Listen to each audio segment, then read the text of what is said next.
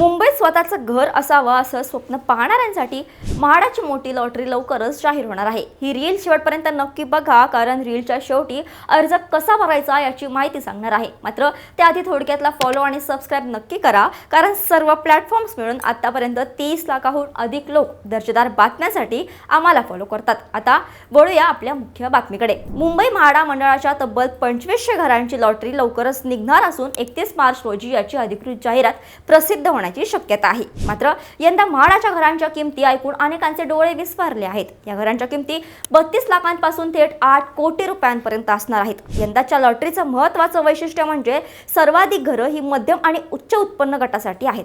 विक्रोळी कन्नमवार नगरमध्ये 814 फुटांची 1200 घरं असून त्यांची अंदाजे किंमत 80 लाख रुपये असेल, तर पहाडी गोरेगाव मधील घरांची किंमत सर्वात कमी म्हणजे 32 लाख रुपये असणार आहे। या व्यतिरिक्त पवई, जुहू, ताडदेव आणि बोरिवली सारख्या उच्चभ्रू भागातही म्हाडाची घरं उपलब्ध असतील।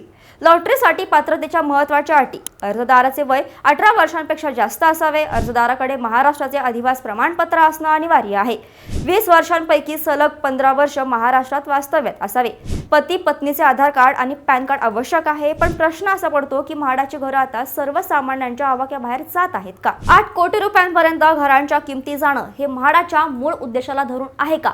कमेंट्समध्ये तुमचं मत नक्की सांगा आणि मुंबईत घर घेऊ इच्छिणाऱ्या तुमच्या मित्रमैत्रिणींना ही कामाची रील आत्ताच शेअर करा आणि अशाच महत्त्वाच्या अपडेटसाठी थोडक्यातला फॉलो आणि सबस्क्राईब करायला विसरू नका। बातमी म्हणजे थोडक्यात।